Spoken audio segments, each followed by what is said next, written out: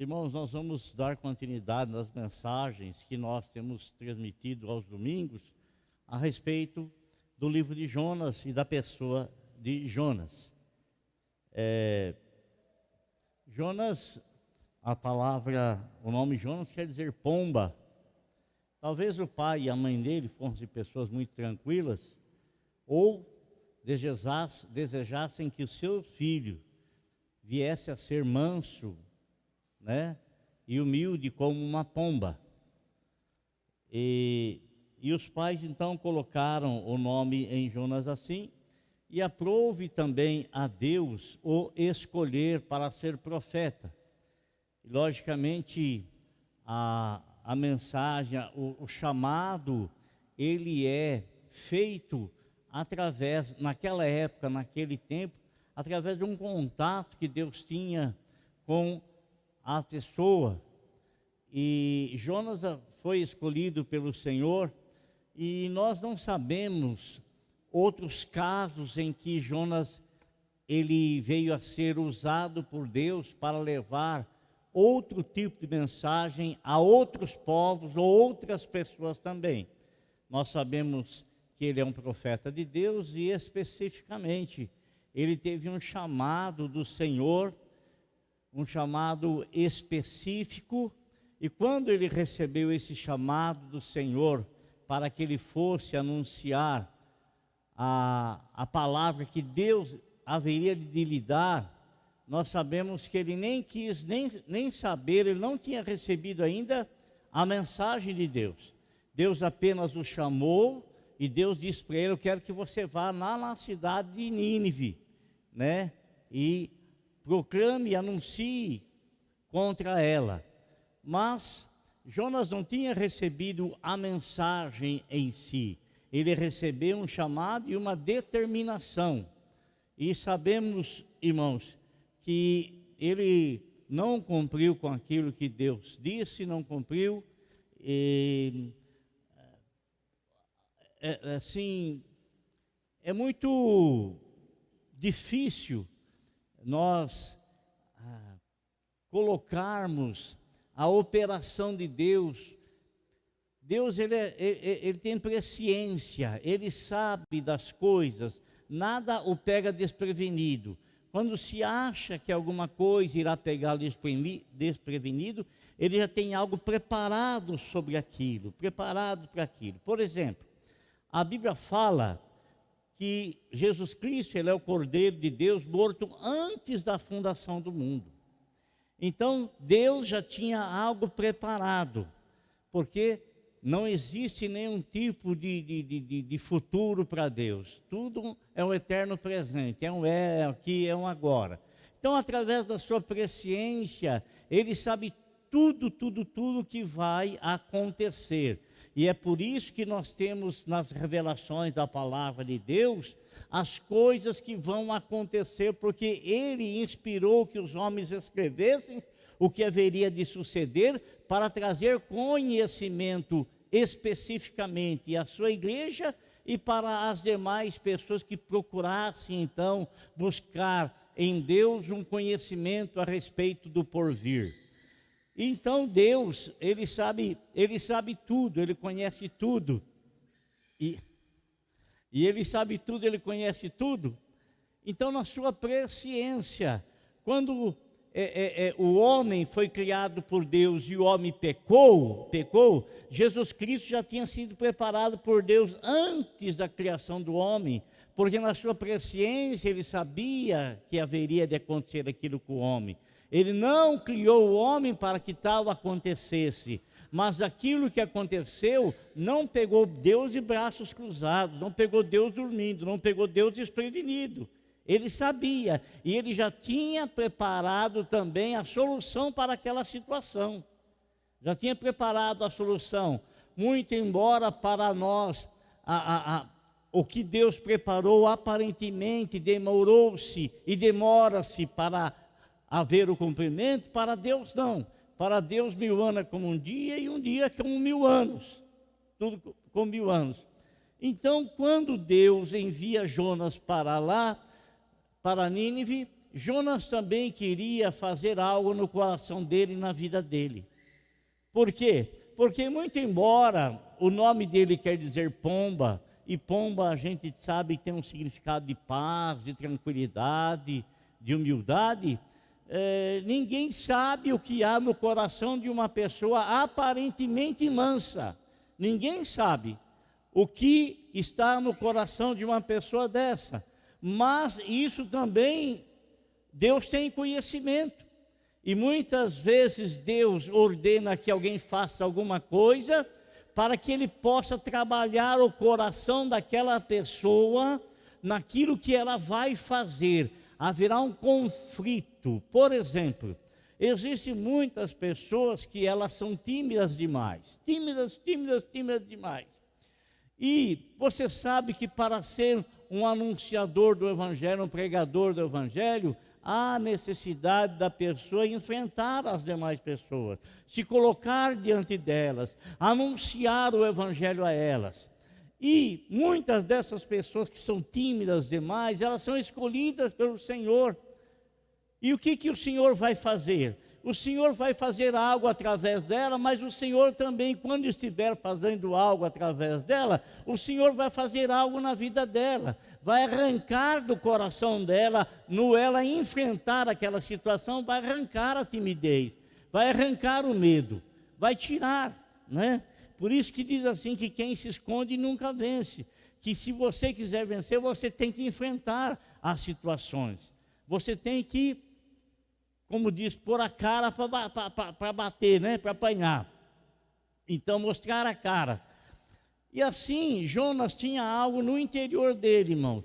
Algo no interior dele, esse algo no interior dele era algo que era uma coisa que Deus tinha que trabalhar. E para trabalhar, ele tinha que enfrentar a situação para a qual Deus já o enviou a enfrentar. E o que era isso? Era levar lá a mensagem do Senhor, a mensagem de Deus a Nínive, muito embora o Senhor ainda não lhe havia dado a mensagem. Você sabe que ele, ao invés de ir para lá, ele fugiu da face do Senhor. Ele desertou do posto dele, ele desapareceu. Mas, amado irmão, quando o Senhor escolhe uma pessoa, ainda que essa pessoa ela dê muitas voltas, e sabe uma coisa, irmão, às vezes as voltas que nós damos dentro da própria casa de Deus é uma fuga. É uma fuga porque às vezes nós não estamos querendo enfrentar aquilo que Deus colocou na nossa mão. Não estamos querendo enfrentar, a gente não enfrenta, a gente sempre está arrumando alguma coisa para fugir, estamos arrumando alguma coisa para se distanciar, arrumando alguma coisa para não cumprir com aquele propósito para o qual Deus nos chamou, e que é um propósito que Deus quer fazer através de nós, mas é um propósito também de trabalho de Deus no nosso interior, no nosso ser. Então, Jonas, ele não recebeu a mensagem, ele recebeu um chamado e uma ordenação para ele ir. E você sabe que a desobediência dele trouxe muitas consequências para as pessoas que não tinham nada a ver com aquilo. Absolutamente nada. Mas, quando Jonas ele é lançado, e nós falamos um pouco disso domingo passado, quando Jonas ele é lançado ao mar, a Bíblia nos fala que Deus preparou um grande peixe que o engoliu. E esse peixe que o engoliu estava debaixo da autoridade de Deus, debaixo da obediência de Deus. E ele engoliu Jonas, e esse peixe sabia onde devia levá-lo, aonde devia vomitá-lo. Esse peixe sabia, porque Deus ele estava orientando aquela sua criatura para que tal fizesse. E você sabe, irmãos, e quero repetir mais uma vez para você, que o povo de Nínive eles adoravam um Deus chamado Dagon, que era um Deus peixe, E quando esse peixe então vem e vomita Jonas na praia,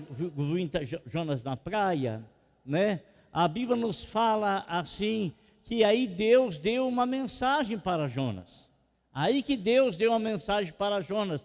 Ele estava no lugar certo aonde ele deveria transmitir aquela mensagem.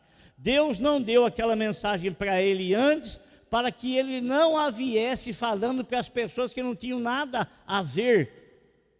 Nada a ver. Então, ele tinha uma mensagem certa no lugar certo.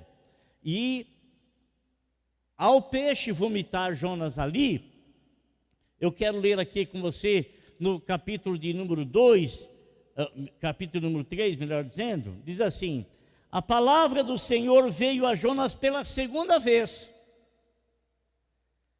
com esta ordem: vá à grande cidade, a cidade de Nínive, e pregue contra ela a mensagem que eu lhe darei. Na primeira chamada foi assim, capítulo 1, versículo 1: a palavra do Senhor veio a Jonas, filho de Amitai, com esta ordem: vá depressa à grande cidade de Nínive e pregue contra ela, porque a sua maldade subiu até a minha presença. Sim, mas que mensagem eu tenho que pregar para Nínive? Eu sei que o Senhor está me enviando lá, porque a maldade subiu até a tua presença, mas o que é que eu tenho que falar a eles? E o Senhor deu aqui a Jonas a palavra: vá à grande cidade Nínive e pregue contra ela a mensagem que eu lhe darei.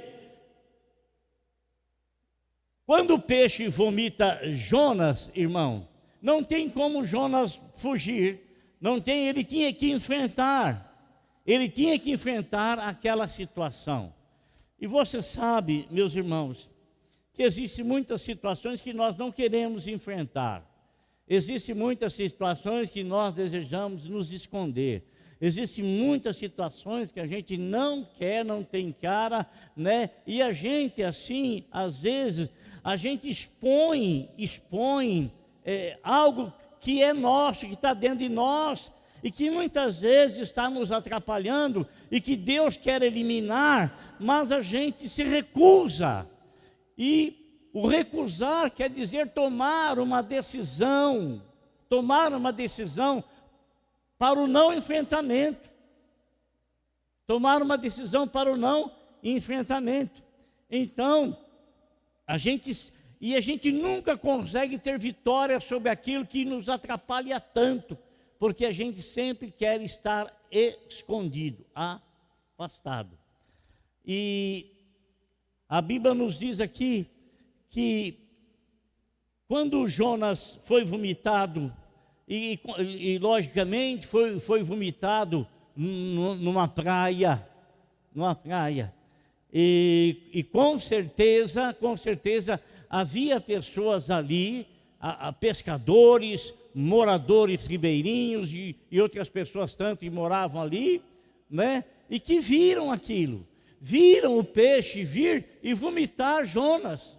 Eles perceberam, eles viram isso, porque a mensagem que Jonas ia pregar, ninguém iria acreditar se não tivesse um testemunho.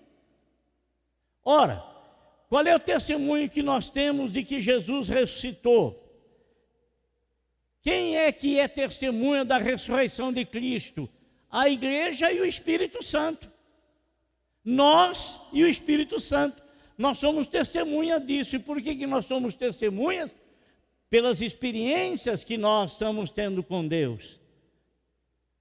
Então nós somos testemunhas por aquilo que Deus realizou na nossa vida. Então nós somos testemunhas por ver tantas e tantas coisas que Deus tem feito na vida de tantas pessoas. Nós somos testemunhas da terra, e o Espírito Santo é a testemunha celestial.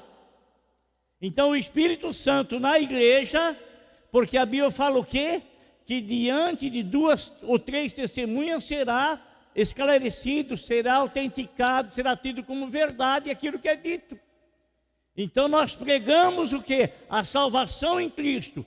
Nós e o Espírito Santo em nós somos testemunhas disso para as pessoas que desconhecem. Então, quando Jonas ele começa a anunciar a palavra que nós já vamos ler, né? Tem muitas pessoas que viram que viram o peixe vomitar. E se eles tinham o deus Dagon, que era em forma de um peixe, como deus deles ali, como padroeiro deles, então eles começaram também a testificar de que Jonas, ele veio trazer uma palavra da verdade, porque o deus Dagon foi quem o vomitou. Você acha que era simples, irmão? A cidade tinha quase o número de habitantes de Pouso Alegre, 160 mil habitantes. 3 dias para percorrê-la, 3 dias para percorrê-la, 3 dias. E nesses 3 dias Jonas sai anunciando a palavra. 3 dias, 3 dias. E ele consegue alcançar todas as pessoas, desde a menor até o rei, pela palavra pregada.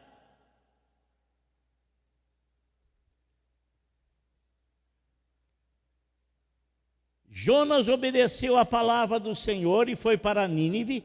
Esta era uma cidade muito grande, sendo necessário 3 dias para percorrê-la. Jonas entrou na cidade e percorreu durante 1 dia, proclamando a mensagem: daqui a 40 dias Nínive será destruída. Essa foi a mensagem que Jonas começou a pregar. Espera aí, veja bem uma coisa, quando você ouviu o evangelho, você se arrependeu no mesmo dia? Ainda que você tenha ouvido a pregação sobre o inferno, ainda que você não ouviu a mensagem de graça, do amor de Deus e da justiça de Deus, mas quem sabe você ouviu uma pregação falando sobre o que vai haver no inferno, que é uma coisa terrível, é uma coisa que, assim como aquilo que Paulo viu nos céus, foi muito difícil, tanto que ele não conseguiu transmitir em palavras o que ele viu. O inferno é o inverso. Não se consegue transmitir o sofrimento que será. Apenas diz que é um lugar de eterno arrependimento, onde o fogo nunca é exterminado e onde o bicho nunca morre. Quer dizer, atormentação direta. E você veja bem, uma pessoa, amado, estar em eterno arrependimento, sem ter chance alguma de que o seu arrependimento venha causar esperança de sair daquele lugar. É muito difícil, não é? É muito difícil. Então, vejam bem como é que foi uma operação urgente de Deus, que durante os 3 dias que ele começou a pregar, sabe o que ele encontrou no coração daquelas pessoas, irmão? Ele começou a pregar, e logicamente que ele não foi diretamente no palácio real para pregar. Ele começou a pregar, e as pessoas começaram a vir junto com ele, e ele pregando, e as pessoas testemunhando que ele havia sido vomitado lá, né? Havia sido vomitado por aqueles que eles tinham como Deus. Por isso que eles acreditaram na palavra.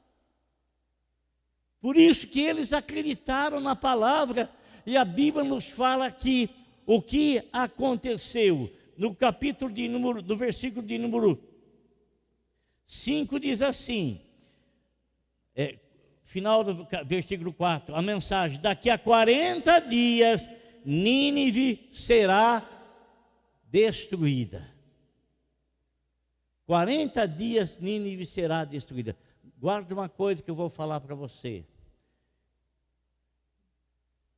Deus não é injusto para permitir que as pessoas vão para o inferno. Ele não é injusto. Porque ninguém vai lá amando do Senhor, a não ser o diabo. Assim, a justiça de Deus, ela é estabelecida no amor de Deus que foi enviado em Cristo Jesus, nosso Senhor. Deus, ele jamais condenará uma pessoa que se arrependeu ao inferno, e ele jamais permitirá que alguém entre no céu sem se arrepender. Jamais. Então, ele sempre dá e sempre dará a oportunidade. Quando o homem não conhece a palavra de Deus e ele vem a morrer, a Bíblia fala que a consciência, ela é a lâmpada de Deus. E o homem então será julgado segundo a sua consciência. Quando ele desconhece a Deus, ele vai ser julgado segundo a sua consciência. Mas a partir do momento que acontece aquilo que Deus determinou a Ezequiel que ele fizesse, que ele transmitisse a palavra, quer ouçam ou quer deixam de ouvir, transmita a palavra. E quando você transmitir a palavra, não importa a decisão que a pessoa irá tomar. Se você transmitir a palavra, você está totalmente isento do sangue delas. Mas se você não transmitir a palavra àqueles a quem você pode alcançá-los com a palavra, então ele vai requerer de nossas mãos aquilo que nós deixamos de fazer. Tendo a palavra da salvação, nós não transmitimos. Então o sangue dessa pessoa será requerido das nossas próprias mãos. Foi o que Deus determinou a Ezequiel. Então, amado irmão, Deus jamais vai lançar, Deus não é injusto, Deus é justo. Deus, ele é justo. Tão justo ele é que desde o tempo de Noé, quando Deus ordenou que ele fizesse a arca, Deus não condenou aquele mundo, não condenou. Foram as próprias pessoas que se autocondenaram e determinaram o seu destino eterno, rejeitando, recusando aquilo que Deus estava lhes oferecendo quando Noé construía a arca. A arca era o local de salvação. Então, sempre quando Deus anuncia o juízo, ele também anuncia um caminho de salvação para aqueles que se arrependem. Foi assim lá. Foi assim também lá em Sodoma e Gomorra, não foi? Aonde Abraão, com as bênçãos de Deus sobre a vida dele, e essas bênçãos de Deus eram tamanhas que as pessoas que o acompanharam, principalmente seu sobrinho Ló, essas bênçãos transbordou e alcançou Ló. E a Bíblia nos fala que quando Abraão foi chamado, ele levou o sobrinho dele junto. E ele foi crescendo, Deus foi o abençoando, porque ele ouviu e obedeceu o chamado de Deus. Deus começou a abençoá-lo, e chegou um momento que houve uma divergência entre os pastores de Ló e os pastores de Abraão, porque os gados haviam crescido muito e havia divergência entre esses pastores, né? E Abraão quis acabar com isso. E Abraão então deu a Ló o privilégio dele querer escolher para onde ir. E ele veio nas campinas do Jordão, que era um local de pastos, de uma terra boa e de pastos verdes. E Abraão fala para Ló: pode escolher onde é que você quer ir, pode escolher, eu te dou o direito de escolha. E por que Abraão fazia isso, irmão?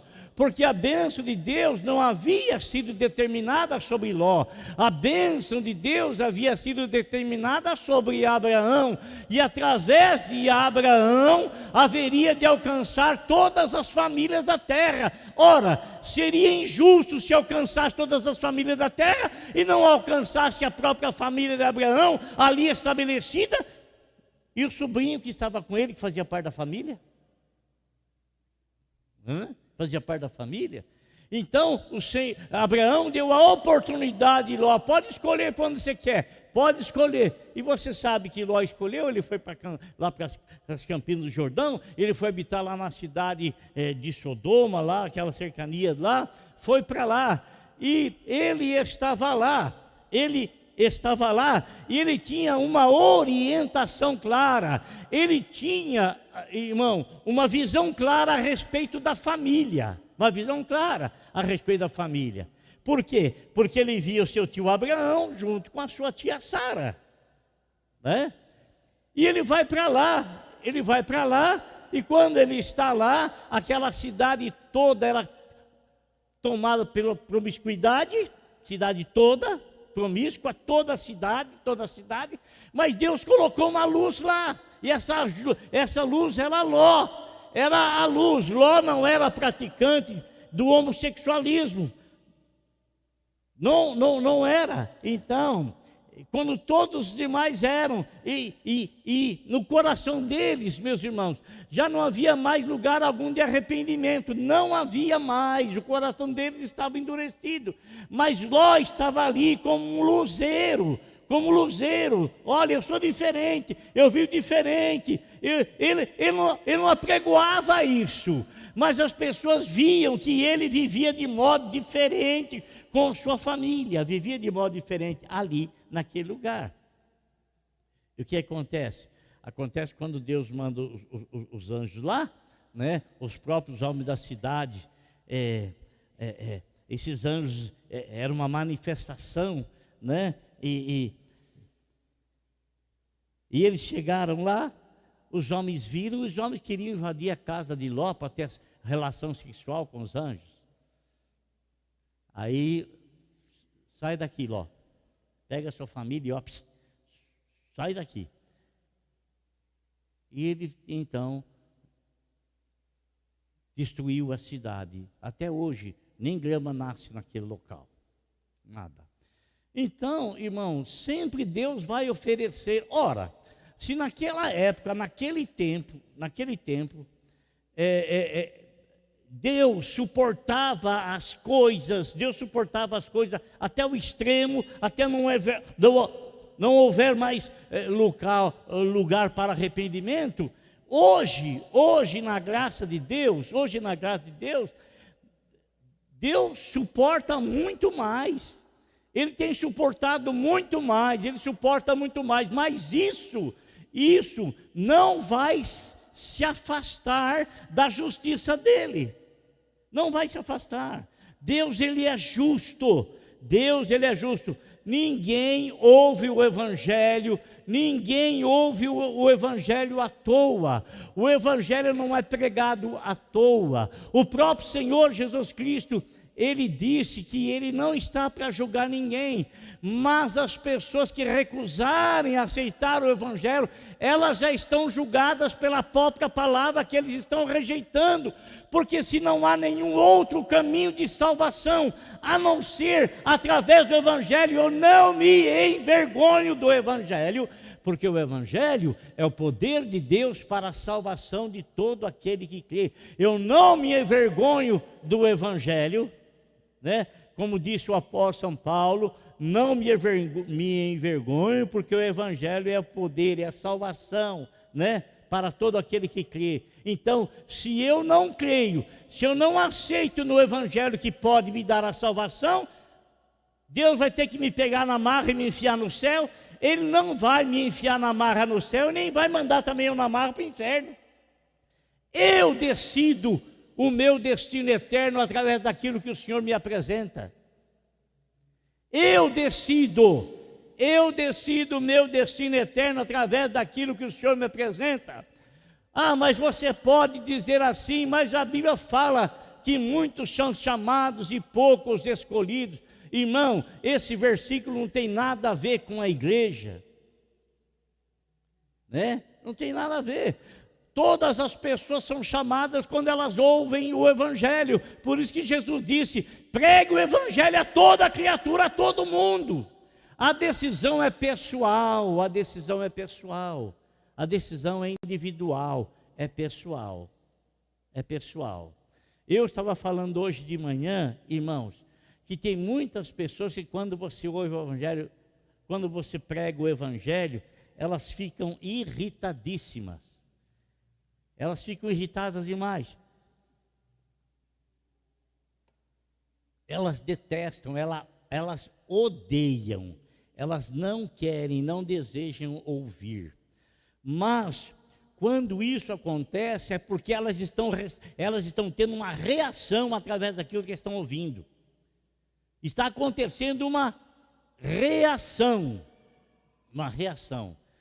Diferentemente daquela pessoa que ouve o evangelho, ele é tão bonzinho, ele é tão bom, e ele é tão bom que ele acha que a bondade dele já é o suficiente, ele não precisa de Jesus, não precisa do evangelho, ele não tem reação alguma, não tem reação nenhuma, porque ele acha que em si ele é suficiente pela sua bondade, ou pelos seus merecimentos, de ter o céu, de alcançar o céu.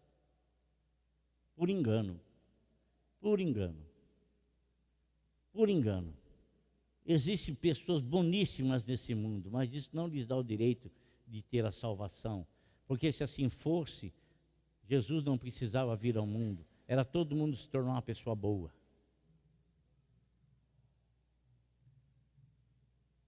Simples. Não precisava. Então, meu amado irmão, quando ele começa a transmitir a palavra lá para aquele povo, ele começa a falar com aquele povo, ele começa a transmitir a palavra para aquele povo, vem alguém dando testemunho. E a Bíblia não fala que eles demoraram 40 dias para se converter. Não diz isso. A Bíblia nos fala o seguinte, nos diz assim, os ninivitas creram em Deus. Que coisa! Os ninivitas creram em Deus, capítulo de número 5. Eles ouviram uma palavra que Nínive haveria de ser destruída em 40 dias e eles acreditaram em Deus. Não parece ser uma coisa muito simples? Não parece ter sido uma coisa muito fácil? Não parece ter sido uma coisa automática? Não parece ser assim, irmãos? Não parece ser assim? Nenhum de nós aqui, eu tenho plena certeza que nenhum de nós ouvimos o evangelho e no mesmo momento nos convertemos ao Senhor. Nenhum de nós. Eu me recordo, irmão, que quando eu entrei na igreja do Evangelho Quadrangular, e que realmente eu aceitei a Cristo como Salvador, aí eu me converti, aí foi me trazendo à memória algumas coisas do passado, que eu tinha ido já com um amigo meu, que ele tinha uma banda de rock chamada, e agora? Os Sete, não vou lembrar, Balancete, uma coisa assim, né? E eles tocavam, naquele tempo tinha muita banda que tocava assim, em clubes e tal, né? E ele chamava-se Godoy. E ele se converteu, parou de tocar e ele me convidou e eu fui um dia com ele na igreja. Não me lembro, não me recordo a mensagem que foi, não me recordo. Mas eu me lembro que eu vi o evangelho lá. E me lembro também de ter ido em outros lugares aonde eu ouvi o evangelho, até pelo rádio, eu vi o evangelho pelo rádio, né? Então você vai percebendo que quando você se converteu, parece que foi naquele dia, mas não foi naquele dia que você ouviu o evangelho que te levou à conversão. Era algo que você ouviu lá atrás e que você, sem saber, o Espírito Santo foi trabalhando em teu coração, foi trabalhando na tua alma, tirando de você toda a visão ilusionária, toda ela, tudo aquilo que você achava ter sentido e que você queria fazer e tal, o Senhor foi apagando aquilo na tua vida, e o Ele estar apagando, você foi perdendo o desejo e a vontade por aquelas coisas, e o Senhor começou a trabalhar o teu coração e preparar o teu coração, que estava angustiado, que estava triste, que estava aborrecido, estava sobrecarregado, que estava sem desejo algum, porque não via em absolutamente nada que pudesse preencher o vazio da tua alma, e que só você sabia aparentemente, só você sabia, mas ninguém. né? Então você estava sendo preparado por Deus. E no dia que você ouviu o Evangelho, que teve a calma de ficar quieto, de ouvir e dar oportunidade para Deus fazer a obra naquele momento em que você se curvou diante dele e o recebeu e o aceitou como Salvador, ali você recebeu a salvação, mas ela foi trabalhada na tua vida, ó, há tempos, há muito tempo. E se você puxar pela memória, você vai ver isso, você vai perceber isso. A sua tia falava para você, o seu avô, a sua avó falava alguma coisa para você, algum parente teu, algum amigo, alguém, algum testemunho, alguma coisa, você vai puxar pela memória e você vai trazer e você vai perceber que isso é a verdade. Então, quando Jonas começa a pregar, a Bíblia nos fala aqui que os ninivitas creram em Deus. E todos eles, do maior ao menor, vestiram-se de pano e saco. Você não tem curiosidade de saber por que se vestiram de pano e saco? E o rei, além de se vestir de pano e saco, deixa eu ler aqui para aqui, ele ainda sentou-se sobre cinzas. Sabe o que é o fênix? Retirado das cinzas, erguido das cinzas, não é? Ele sentou-se sobre cinzas. Então, todos eles, do menor até o maior, vestiram-se de saco. O saco, irmão, era uma coisa incômoda demais, porque ele era feito de peles de cabra preto, muito. Imagina você vestir uma coisa de pelo de cabra, não é? Espinhoso. Aquilo era uma exteriorização do sentimento interior deles, que era o sentimento de arrependimento. Arrependimento. E o arrependimento, irmão, ele é acompanhado de mudança de atitude, de mudança de vida, de mudança. O arrependimento é isso. O arrependimento, sem acontecer nenhum tipo de mudança, não é arrependimento. Não é arrependimento. É apenas um simples remorso que a pessoa sentiu, mas que ela não se arrepende de ter feito aquilo, não se arrepende de ter realizado aquilo. Eles não. Eles se arrependeram, mudaram de direção. Arrependimento, mudar de rumo, mudar de direção. E estavam sentados em cima de cinza. Você sabe que o vestimenta de saco era a expressão de tristeza profunda, de arrependimento. Foi assim que quando os irmãos de José falaram para o pai Jacó que José havia sido comido por bestas feras, né? Jacó se vestiu com esse tipo de pano e chorou amargamente. Foi assim também que Davi se sentiu quando informaram a ele que um capitão dos exércitos de Saul, que era amicíssimo dele, veio a ser morto. Ele se vestiu também, não era inimigo, era amigo, vestiu-se também com esse tipo de traje, expressando uma tristeza profunda. Então, o vestimento de saco é a expressão de arrependimento ou de tristeza profunda. Amém? Vou parar aqui. Tá bom? Domingo que vem a gente continua. Amém? Glória a Deus então. Louvado seja o nome do Senhor. Arrependimento gera mudança de arrependimento gera mudança de atitude, de procedimento. Glória a Deus.